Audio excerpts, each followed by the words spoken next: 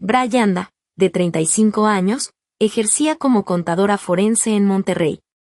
Durante 72 horas su teléfono quedó encerrado en una caja de seguridad mientras ella asistía a un retiro de silencio en las afueras de la ciudad. El aparato permaneció apagado, sin llamadas, sin notificaciones y sin ruidos que interrumpieran la calma buscada tras semanas de trabajo intenso. Al volver a encenderlo, la pantalla se inundó de inmediato con una ráfaga de alertas acumuladas. La primera correspondía a la cámara de seguridad instalada en la entrada de su cabaña, situada en una zona boscosa cercana. Brianda pulsó el botón de reproducción con la sospecha de captar algún animal nocturno merodeando por el porche.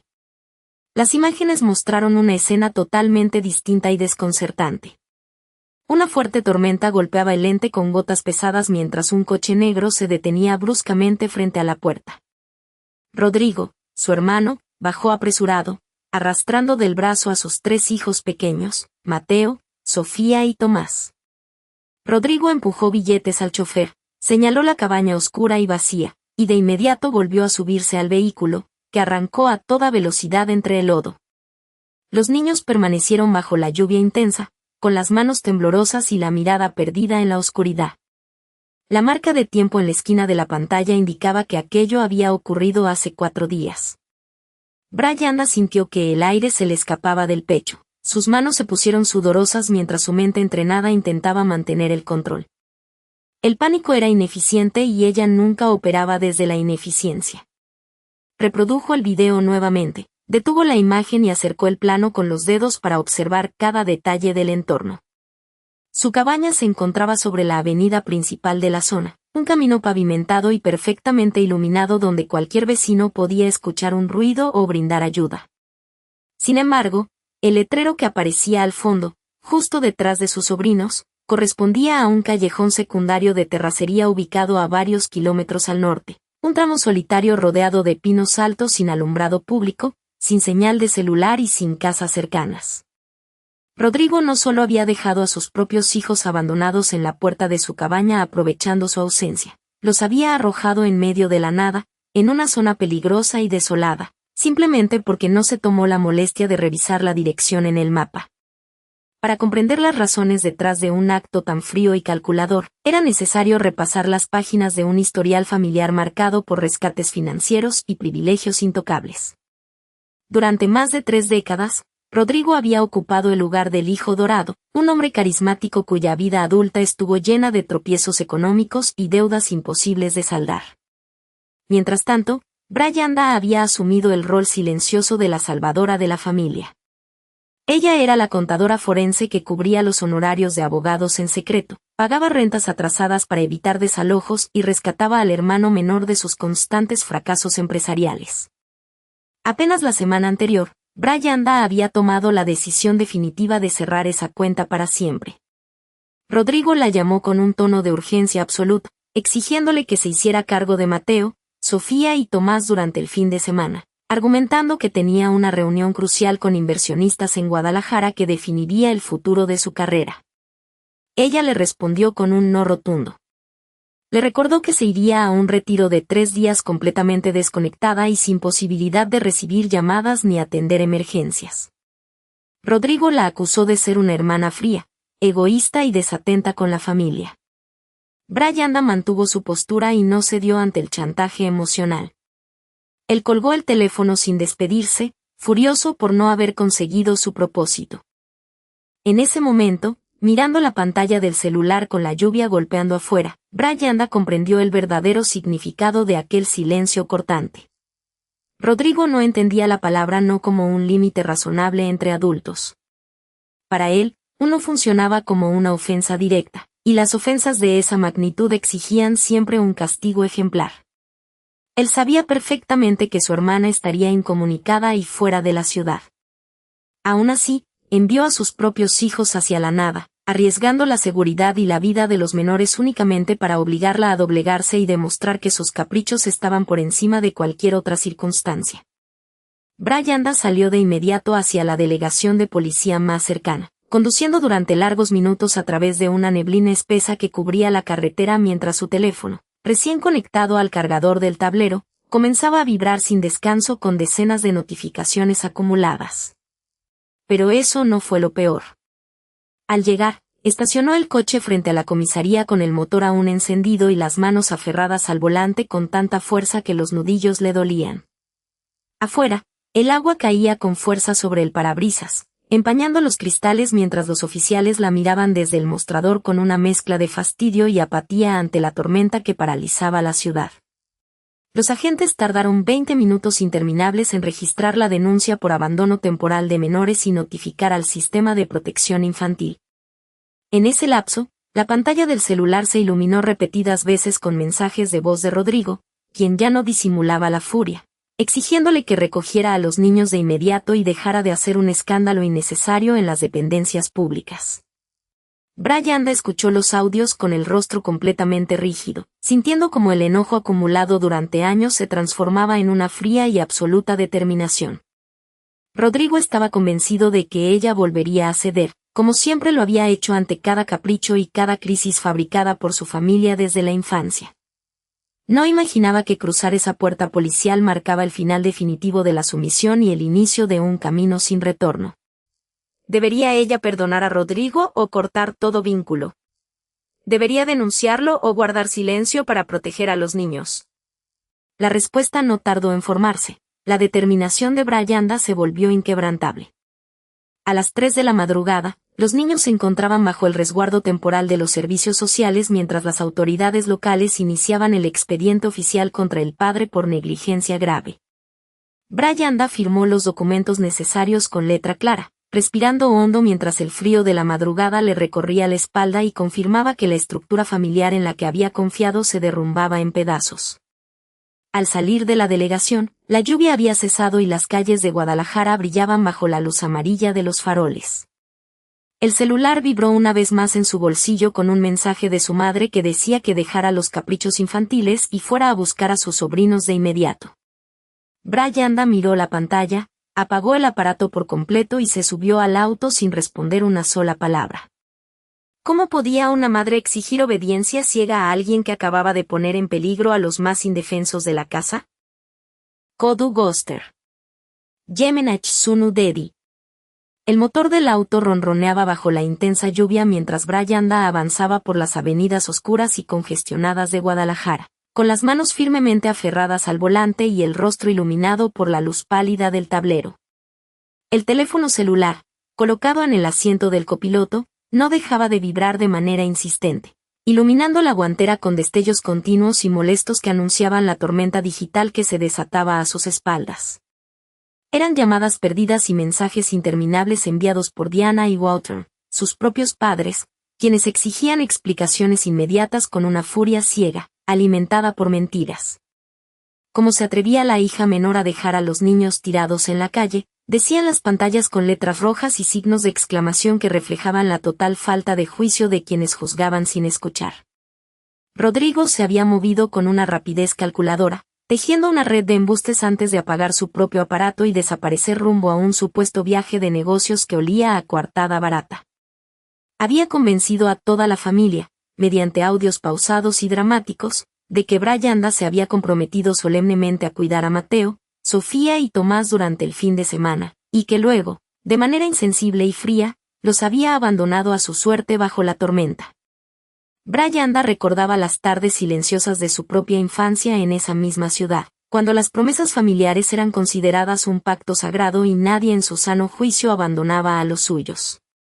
Pero los años pasaban inexorablemente y las estructuras construidas sobre cimientos falsos terminaban por pudrirse por dentro.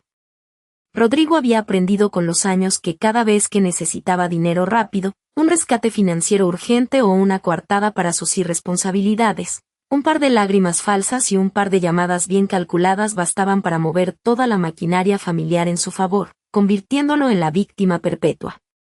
Cuando esa fuente inagotable de rescates automáticos se cortó de tajo y Brianda decidió poner límites firmes, el comportamiento de su hermano cambió de golpe, revelando la verdadera naturaleza de su egoísmo.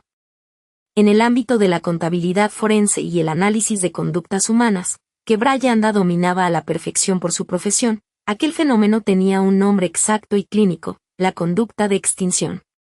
Cuando una palanca mecánica deja de entregar el premio al que el sujeto estaba acostumbrado tras años de insistencia, el individuo no se retira con dignidad, por el contrario, presiona el mecanismo con mucha más fuerza, grita más alto y fabrica una crisis artificial tan descomunal que la otra persona no tiene más remedio que ceder, exactamente igual a como había ocurrido tantas veces en el pasado.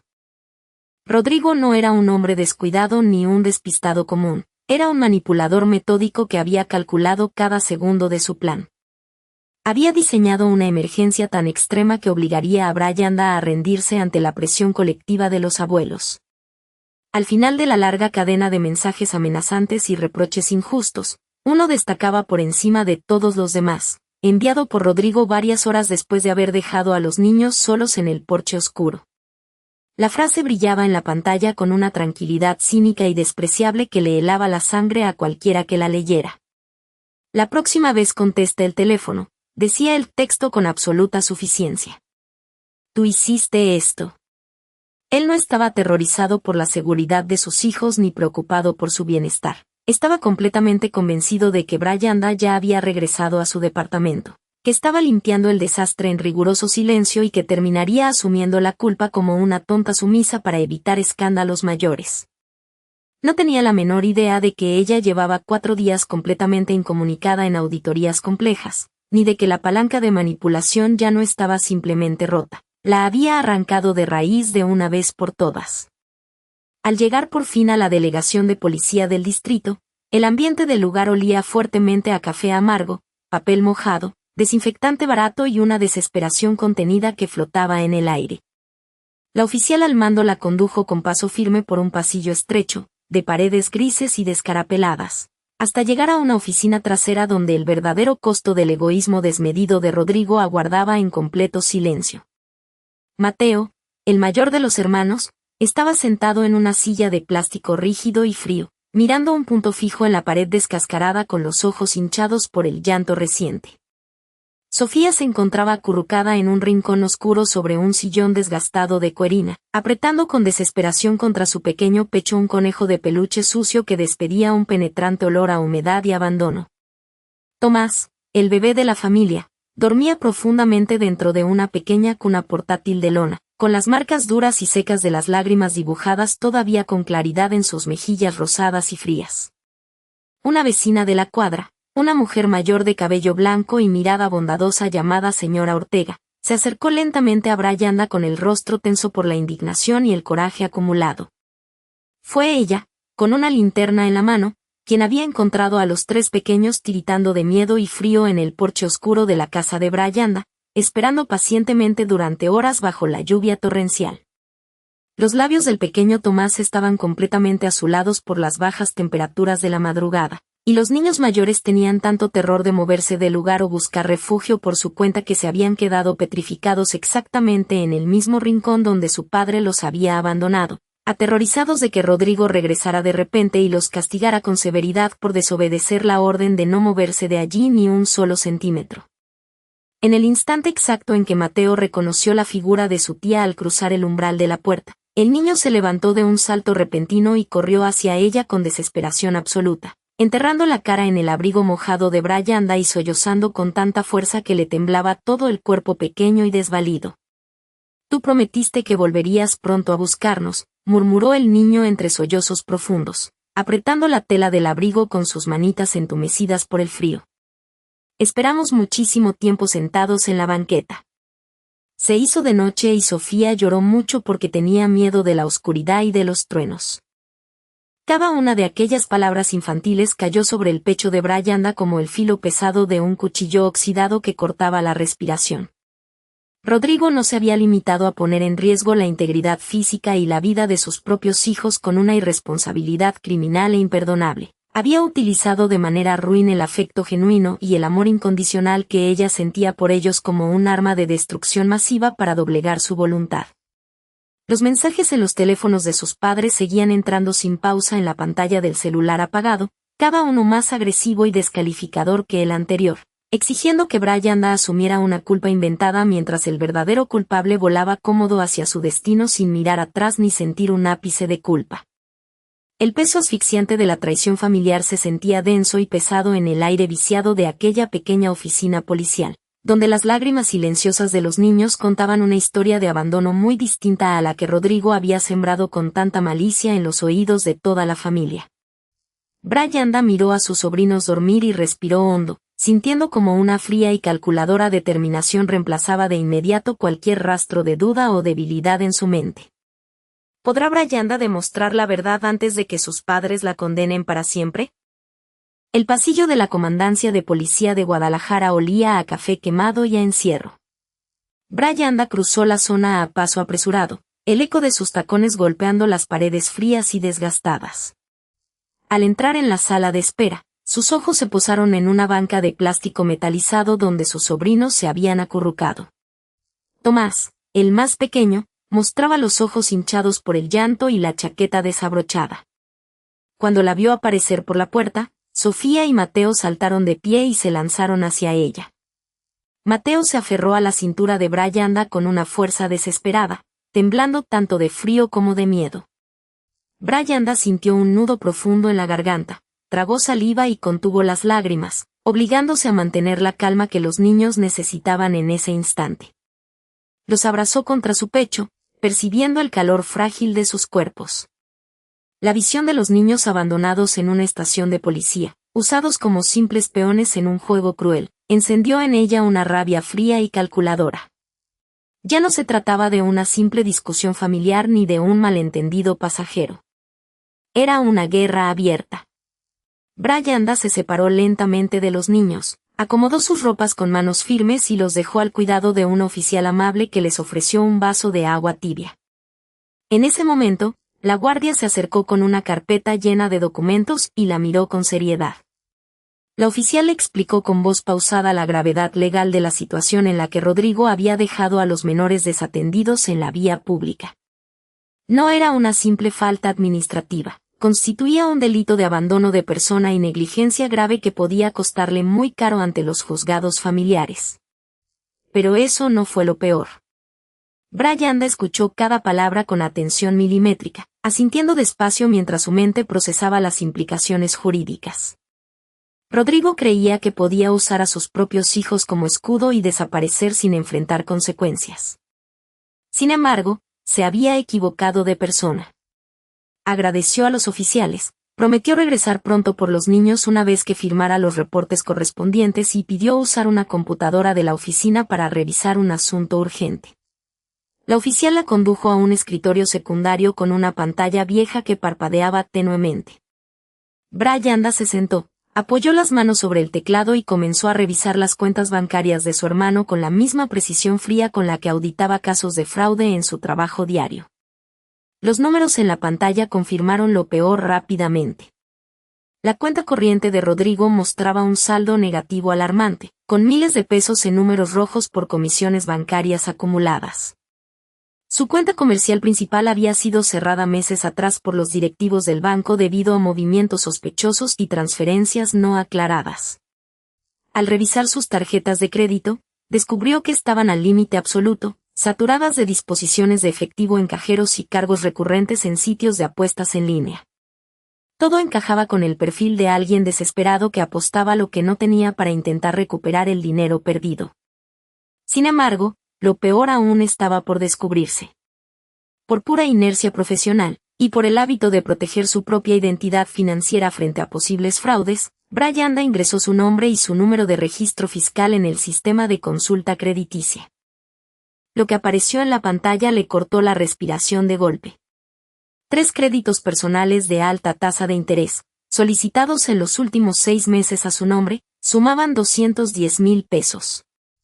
Los préstamos se habían tramitado utilizando su antigua dirección y documentos laborales falsificados a partir de los comprobantes de nómina que ella misma le había entregado a Rodrigo años atrás para ayudarle con sus trámites fiscales. Rodrigo no solo había dilapidado su propio dinero en apuestas nocturnas, había robado su identidad, su historial crediticio y su tranquilidad financiera, apostando el futuro de ella en una mesa de juego virtual. Aquella supuesta reunión con inversionistas de riesgo en el extranjero nunca existió, solo era una coartada barata para ganar tiempo mientras los prestamistas lo acorralaban por todas partes. Rodrigo se estaba ahogando en deudas y había decidido usar a su propia hermana y a sus hijos como tabla de salvación, sin importarle arrastrarlos al fondo con él. El silencio de la oficina se volvió pesado. Brianda miró la pantalla fija en los datos del fraude, sintiendo que el aire de la habitación se volvía irrespirable. En ese preciso instante, la pantalla de su celular parpadeó sobre el escritorio con un nuevo mensaje de texto enviado por Rodrigo. El mensaje declaraba de forma cínica que el vuelo había aterrizado sin contratiempos, que la reunión con los empresarios había sido un éxito rotundo y que esperaba que los niños se hubieran portado bien en casa. Brianda leyó las palabras con una mezcla de asco y desprecio absoluto.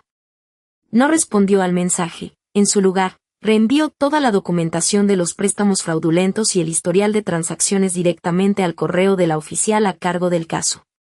Luego, abrió el portal de la aerolínea y revisó los registros de vuelo utilizando los datos de viajero frecuente de su hermano que recordaba de memoria.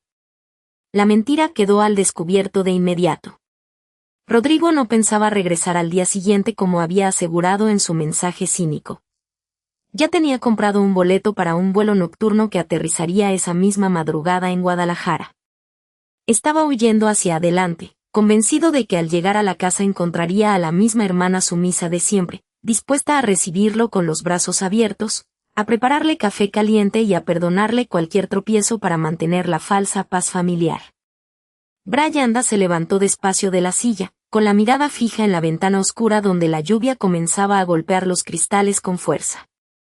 Habló con la oficial de policía y le explicó el plan de su hermano, pidiendo autorización para tenderle una trampa en el domicilio. La oficial estuvo de acuerdo en montar vigilancia discreta y estacionar una unidad patrulla cerca de la casa, con los dispositivos de audio listos para registrar cualquier declaración espontánea que sirviera para la futura custodia de los niños. Poco después de la 1 de la mañana, el haz de luz de unos faros cruzó la cortina de la sala de Brianda, anunciando la llegada del auto de alquiler que traía a Rodrigo de regreso. El motor se apagó frente a la banqueta y unos pasos apresurados comenzaron a subir los escalones de la entrada con la confianza ciega de quien se siente intocable. Brianda quedó en pie en la penumbra de la sala, escuchando cómo la llave giraba despacio en la cerradura de la puerta principal. La tensión en el ambiente se tornó casi insoportable mientras los segundos transcurrían con extrema lentitud. Brianda mantuvo la respiración pausada, observando el picaporte de la puerta metálica. Sabía perfectamente que cada segundo que pasaba la acercaba más al momento de la verdad, al instante exacto en que la máscara amable de su hermano caería por completo para revelar al estafador que se ocultaba tras la falsa sonrisa. La luz de la calle se filtraba a través de las rendijas de las persianas, dibujando sombras alargadas sobre el piso de la entrada. Afuera, el viento nocturno mecía las ramas de los árboles con violencia, presagiando una tormenta que estaba a punto de desatarse dentro y fuera de aquellas paredes. ¿Debería perdonar a Rodrigo o entregarlo a la justicia? ¿Debería denunciar sus crímenes o guardar silencio para proteger a los niños? La pregunta quedó flotando mientras la llave giraba y la puerta comenzaba a abrirse. Yemenai mostró el código en la pantalla y el taxi desapareció al doblar la esquina, llevando la maleta más pequeña de Mateo en la cajuela. Julián cruzó los brazos en el vestíbulo del departamento, con esa sonrisa de suficiencia que le provocaba náuseas desde la preparatoria, convencido de haber atrapado a Valeria sin salida. ¿Crees que una madre que abandona a sus hijos merece una sola gota de piedad, o la familia siempre debe cargar con la basura de los demás?, preguntó, y al girar dio media vuelta, saliendo sin despedirse, dejando a 2 niños llorando en la sala y un recibo de 500 pesos sobre la mesa de centro que jamás pensó pagar. Valeria cerró la puerta con doble seguro y quedó observando el pasillo vacío durante 1 minuto entero, sintiendo como el temblor en sus manos cedía a una quietud helada. Recordó la tarde en que su madre los reunió en la sala de Guadalajara para repartir los ahorros del padre, cuando Julián se quedó con el 50% del taller mecánico bajo la promesa de cuidar a la familia en el futuro. Él le había dicho que ella no necesitaba nada porque tenía su sueldo de contadora, mientras firmaba un papel con la venia silenciosa de los demás. Tenía 26 años la primera vez que firmó una renuncia obligada por paz familiar, pero esa época había terminado para siempre. Dejó a los niños viendo un dibujo animado y sacó de la gaveta inferior del escritorio la carpeta azul con los documentos notariales que había guardado por precaución. Pasó las hojas despacio, buscando la cláusula de usufructo que Julián ignoraba por completo porque jamás se tomó la molestia de leer las letras pequeñas redactadas por el viejo abogado de la familia. El taller estaba a su nombre en la fachada comercial, pero el terreno y la licencia industrial seguían perteneciendo legalmente a la sucesión intestada que su padre nunca cerró. La única albacea con firma autorizada para gestionar cualquier movimiento en ese predio era ella, según el documento firmado 3 meses antes de la muerte del padre. Tomó el celular y marcó al licenciado Navarro, el notario de confianza que llevaba 30 años en el centro de la ciudad. El hombre contestó al tercer tono, con esa voz cansada pero firme que tantas veces le había aconsejado mantener la cabeza fría ante los abusos de sus hermanos. Explicó la situación en 3 frases precisas, sin gritos ni lamentos, detallando el abandono temporal de los menores y la negativa sistemática de Julián a responsabilizarse de sus obligaciones básicas. Ya a otro lado de la línea, el licenciado soltó un suspiro seco antes de dar la instrucción que cambiaría el rumbo de toda la jugada. Traiga los recibos de la gasolina, las notas de la cena y el comprobante del taxi que pagó hace 1 hora, Valeria, dijo el notario con tono neutro. Si él firmó el acta de custodia temporal al dejar a los niños en su domicilio fiscal por más de 12 horas sin asistencia parental, podemos iniciar el embargo preventivo por vía administrativa. Esa misma noche, mientras Mateo y Sofía dormían profundamente en el cuarto de huéspedes, preparó la documentación sobre la mesa de la cocina con la ayuda de una taza de café negro y frío. Imprimió los registros de las transferencias bancarias que Julián le pedía cada mes para supuestos mantenimientos del taller que nunca existieron, sumando un total de 180,000 pesos en deudas acumuladas. Cada comprobante era una prueba irrefutable de que él utilizaba su cuenta personal como caja chica privada, confiando en que ella nunca tendría el valor de denunciarlo ante las autoridades competentes. ¿Qué habrías hecho al ver que tu propia sangre te roba mientras te usa como niñera gratuita?, se preguntó, y la respuesta quedó suspendida en el aire. A la mañana siguiente, se presentó en las oficinas del registro público de la propiedad a las 8 en punto, justo cuando levantaban las cortinas metálicas del local. El calor de Monterrey ya comenzaba a sentirse con fuerza en el pavimento, pero dentro del aire acondicionado soplaba un frío artificial que le ayudó a mantener la concentración absoluta. Entregó la solicitud de anotación preventiva sobre el predio industrial del taller, adjuntando la firma del acta notarial y las pruebas del abandono temporal de los menores firmadas por el propio Julián. La oficial de ventanilla revisó los sellos, levantó la vista con una mezcla de sorpresa y curiosidad contenida, y estampó el sello oficial de embargo precautorio sin hacer una sola pregunta. Salió a la calle con el folio en la mano justo a las 9:30. Sintiendo que el peso de los años anteriores se caía de sus hombros como una losa pesada. Julián la llamó por teléfono a las 10:10, con la voz alterada y chillona, exigiendo que le devolviera a los niños de inmediato porque tenía que abrir el taller temprano. Le gritó que era una desgraciada sin entrañas, que cómo se le ocurría retener a sus hijos solo por una rabieta de celos profesionales contra su nueva esposa. Ella lo escuchó en silencio durante unos segundos, dejando que se desahogara hasta que su propia rabia lo dejó sin argumentos en medio de la calle. Los niños están desayunando hot cakes y van a la escuela con su uniforme limpio, Julián, respondió con una calma glacial que lo dejó petrificado al otro lado de la línea. Si quieres verlos antes de las 3 de la tarde, te espero en la notaría del licenciado Navarro con tu chequera lista. Se escuchó un golpe sordo en el auricular, como si hubiera tirado el teléfono contra la pared de su oficina en un arranque de furia ciega.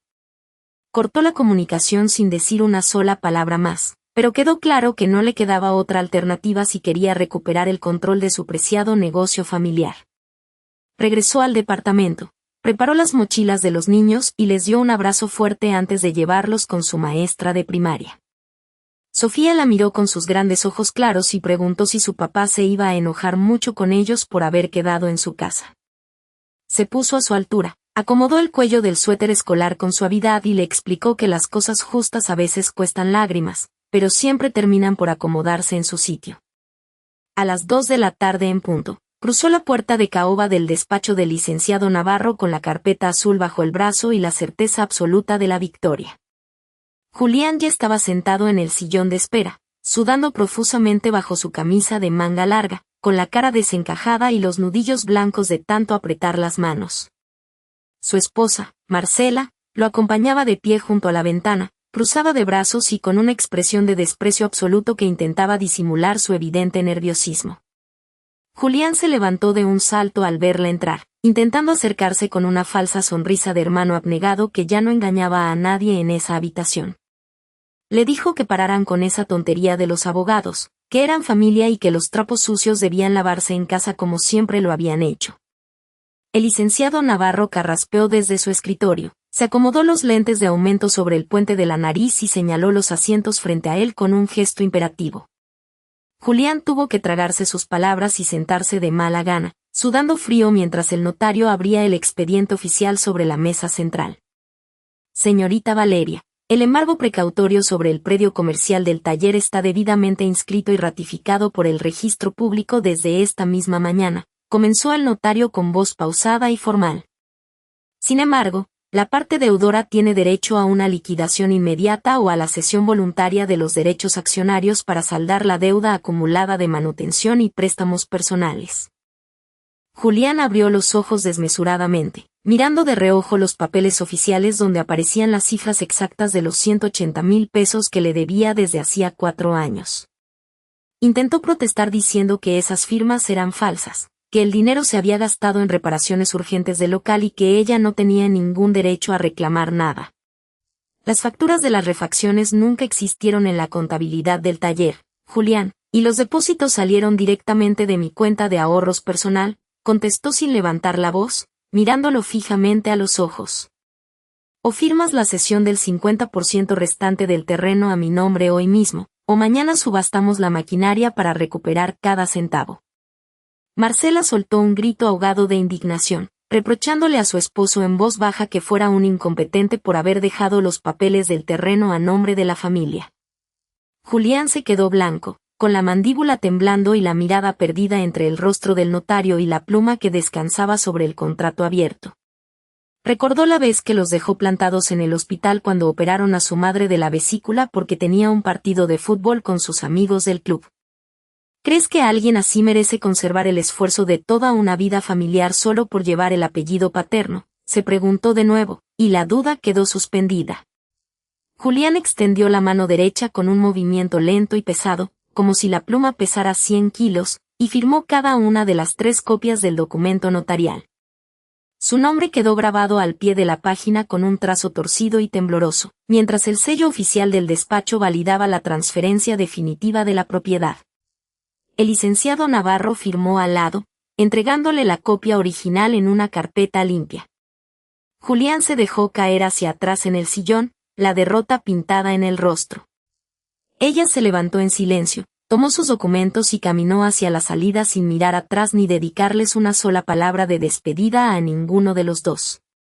2 semanas después, el taller mecánico lucía un rótulo nuevo en la fachada exterior. Letras negras sobre fondo blanco que anunciaban la nueva administración legal. Contrató a un contador externo para poner en orden las finanzas del negocio, demostrando que con una gestión honesta las ganancias podían triplicarse en menos de un semestre. Julián tuvo que mudarse a un departamento más pequeño en las afueras de la ciudad, obligado a trabajar como empleado en un taller ajeno donde nadie le perdonaba sus desplantes de grandeza. Aprendió que la sangre no la ata a soportar la humillación constante, y que a veces la justicia más limpia es la que se construye con paciencia, leyes y una memoria que no olvida nada. Pero eso no fue lo peor. Y aún faltaba un detalle que ella no había visto. Perdonar o cortar. Denunciar o silenciar. La respuesta quedó escrita en la firma que selló el destino del taller. El aire en la sala de juntas de la notaría se espesó cuando Bryanda deslizó el documento sobre la mesa de caoba oscura. Rodrigo intentó conservar la sonrisa de suficiencia que había llevado desde la infancia, esa sonrisa heredada de sus padres, Diana y Walter, que pulían con cada capricho concedido. Creía que el mundo giraba alrededor de sus deudas y de sus exigencias ilimitadas. Afuera, la tarde en Monterrey caía bajo un cielo gris, presagiando una tormenta que nadie parecía anticipar.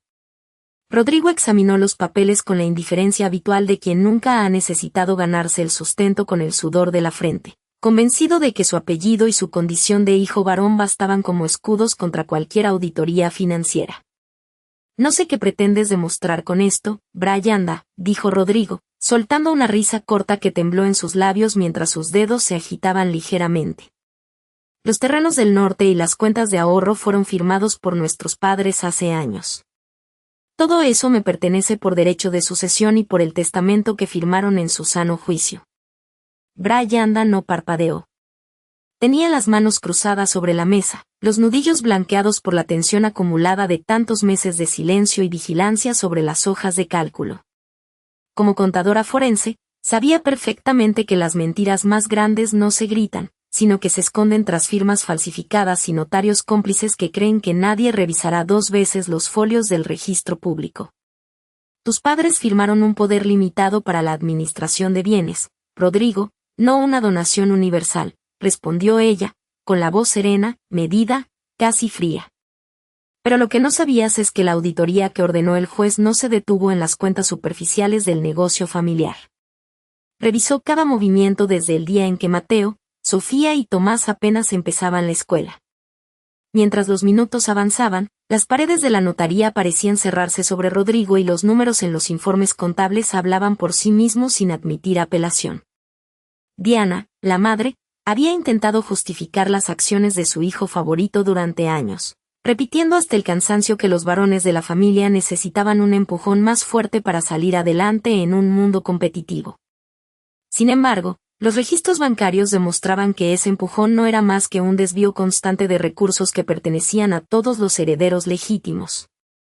Brianda observaba los movimientos de su hermano mayor con una mezcla de lástima y distancia, recordando las incontables ocasiones en que su propio esfuerzo profesional había sido minimizado bajo el argumento de que una mujer soltera no necesitaba mayores patrimonios ni cuentas saneadas.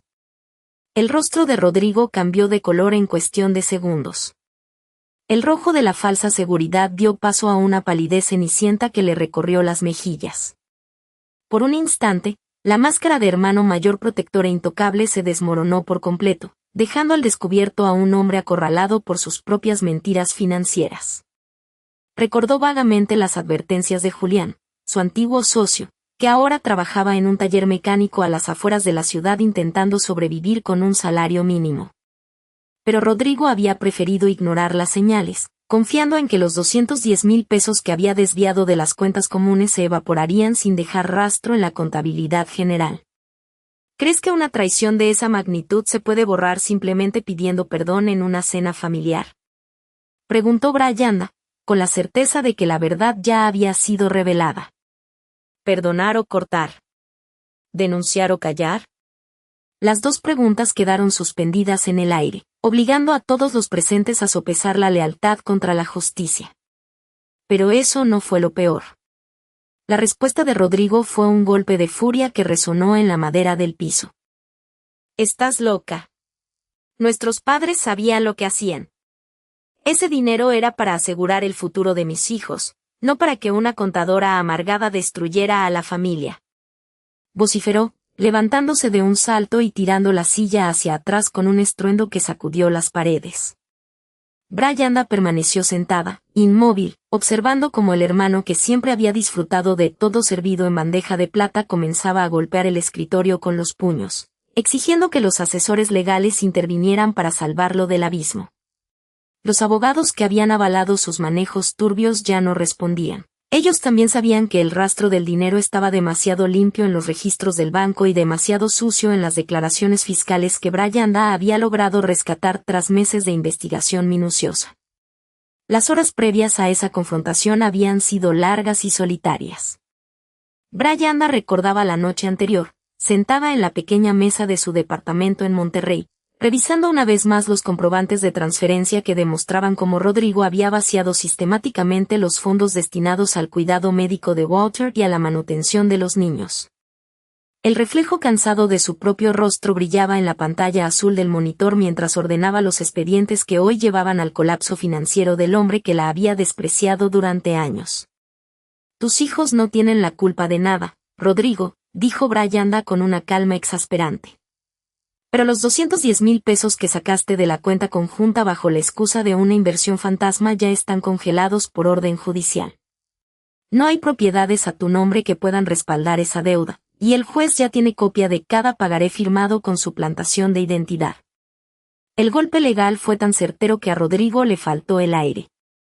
Intentó dar un paso hacia el frente, como si la intimidación física pudiera borrar los folios sellados por el Ministerio Público, pero el abogado de la notaría se interpuso discretamente, bloqueándole el paso hacia donde ella permanecía sentada.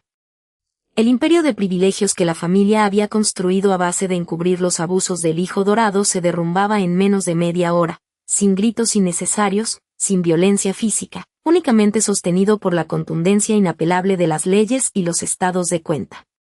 ¿Valió la pena sacrificar la confianza de todos por mantener una vida que nunca le perteneció? Preguntó nuevamente Brianda, mientras la tensión en la sala alcanzaba su punto máximo. Rodrigo cayó pesadamente de nuevo en la silla, con las manos temblorosas apoyadas sobre las rodillas, mirando el suelo como si esperara que se abriera para ocultar su vergüenza. Ya no quedaban amenazas, ni insultos, ni llamadas a los padres para que intervinieran a su favor. La realidad lo había alcanzado de golpe, dejándolo completamente solo frente a las consecuencias de sus propios actos de avaricia y soberbia.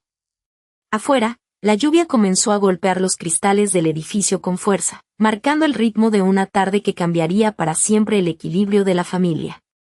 Brianda recogió lentamente sus documentos, los guardó con precisión milimétrica en la carpeta de cuero y se levantó de la silla sin mirar atrás, sabiendo que el siguiente paso definiría el punto de no retorno para todos los involucrados en aquel fraude sostenido durante años. ¿Cuál será el destino final de la familia tras la caída del hijo dorado? Kodu Goster. Yemenach Sunu Dedi. La empresa familiar en Monterrey redujo su tamaño a la mitad en febrero, volviéndose más honesta, pagando las facturas a tiempo y dejando atrás los manejos oscuros que Rodrigo había intentado sostener. Rodrigo se quedó en la organización bajo una nueva estructura directiva, aceptando un puesto menor con un salario ajustado a su verdadera aportación, la primera oferta en su vida que él mismo sabía que no había conseguido mediante favores ni chantajes. Los 210,000 pesos de las cuentas de Brianda jamás se habían movido de su lugar, permaneciendo intactos como testimonio de su prudencia y su trabajo constante como contadora forense. La antigua casa de los abuelos en el centro de la ciudad no fue rematada ni entregada a los acreedores como pretendían los planes originales de la familia. Brianda la compró con su propio dinero esa misma primavera a precio de mercado, asegurando que el patrimonio de sus antepasados quedara en buenas manos. Diana, su madre, no aceptaba ningún tipo de caridad disfrazada de ayuda familiar. Ella seguía viviendo en el mismo lugar, pagando a Brianda una renta simbólica de $1 al mes acordada entre ambas como muestra de respeto mutuo y dignidad recuperada. Los rumores sobre el abandono de los sobrinos y el caos financiero se extendieron por el vecindario durante un par de semanas, pero la vida cotidiana continuó su marcha inevitable y la ciudad pronto se olvidó del escándalo. La pequeña florería del barrio seguía abierta de martes a sábado, atendida con la misma dedicación de siempre por las personas de confianza. Brianda y su madre comenzaron entonces el lento y difícil trabajo de aprender lo que significaban la una para la otra sin la presencia de un público que aplaudiera o criticara desde las gradas. Ese año, 6 personas se sentaron alrededor de una mesa puesta para 6, sin tarjetas de asiento, sin títulos nobiliarios falsos y sin pretensiones vacías que ocultaran la realidad de los vínculos. Su madre ahora les contaba a las vecinas que su hija trabajaba en logística, un área bastante importante según sus propias palabras, antes de detenerse a mitad de frase al notar la exageración. Esa pequeña corrección torpe, repetida de una docena de maneras distintas a lo largo de los meses siguientes, era el rostro visible del cambio real en una mujer de 62 años que empezaba a aceptar el mundo tal como era. Bajo las ramas del árbol de la sala descansaba una caja pequeña envuelta en papel sencillo, sin los adornos extravagantes de otras épocas festivas. Al abrirla con dedos cuidadosos, Brianda encontró en su interior un libro usado de pasta blanda, el mismo ejemplar de la biblioteca pública que había pedido prestado una y otra vez cuando tenía 12 años, en aquella época lejana en la que su madre le repetía una y otra vez que la lectura no servía para nada en la vida real. En la contraportada, escrita con la caligrafía temblorosa de su madre, se leía una frase breve y directa que encerraba años de silencio y reconciliación. Tenías razón sobre lo que cuestan las cosas. Con cariño, mamá. Diana cruzó la mirada con ella desde el otro extremo de la habitación y le guiñó un ojo con la misma lentitud que el haz de luz de un faro en la costa oscura. El dinero siempre hace demasiado ruido cuando se busca impresionar a los demás, le había recordado a aquella familia en el pasado, mientras que el verdadero valor de las personas siempre camina en silencio. Ese año, por primera vez en mucho tiempo, su familia finalmente bajó el tono de sus voces altisonantes y ella dejó de esconderse dentro del murmullo constante de la desconfianza. Si las personas que uno ama solo logran ver el valor ajeno cuando las circunstancias brillan con intensidad, la decisión más valiente nunca consiste en ocultar la propia luz, pero tampoco en intentar cegar a los demás con ella. Lo verdaderamente importante radica en mantenerse de pie a plena vista, con toda la dimensión personal, permitiendo que los demás elijan con libertad qué hacer ante esa perspectiva. ¿Tú crees que el dinero puede comprar el respeto de una familia? Kodu Goster. Yemenach Sunu Dedi. Video-Basliji. Mi hermano dejó a sus hijos en mi puerta diciendo, hazte cargo, dije, perfecto, y el testamento de papá. Hasta que. Video-Asiklamasi. Cuando el hermano de Diana decidió dejar a sus hijos en su departamento sin avisar, creyó que ella no tendría otra opción que obedecer. Pero lo que él ignoraba era que el testamento familiar guardaba una cláusula que cambiaría las reglas del juego para siempre. En el blanco momentos clave. 0 el abandono inesperado. 1:30 las excusas de la familia. 3:15 el secreto en la notaría. 5:40 el plan silencioso.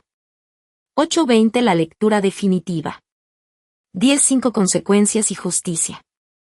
Almohadilla historias reales, almohadilla venganza, almohadilla traición familiar, almohadilla herencia, almohadilla historias de la vida. Thumbnail-prompts. Realistic photograph of a woman in her 30s standing in a modest living room, looking calmly at a closed door, natural soft daylight. Candid lifestyle photography, no text. Close-up realistic photograph of an open legal document on a wooden table, soft window light, realistic textures, no text, no watermark. Realistic photograph of a middle-aged man looking shocked and confused inside a modern living room, natural light, candid shot, no text. ¿Tú crees que el dinero puede comprar el respeto de una familia? Renata miró por la ventana del departamento y vio cómo el taxi se alejaba por la calle oscura de Guadalajara. Su hermano subió los vidrios polarizados de su propio carro y aceleró sin mirar atrás, convencido de que había ganado la partida. Dejó atrás los reclamos, las llamadas ignoradas y los años de manipulación donde ella siempre cargaba con los errores ajenos. Pero el testamento que reposaba sobre la mesa de centro tenía una cláusula muy clara sobre la casa de la familia. Los abogados de la notaría ya habían notificado los plazos legales y no había marcha atrás. Rodrigo perdió el control la tarde en que el juez firmó la resolución definitiva del inmueble. Llamó 3 veces seguidas al celular de Renata, pero ella colgó antes del segundo tono.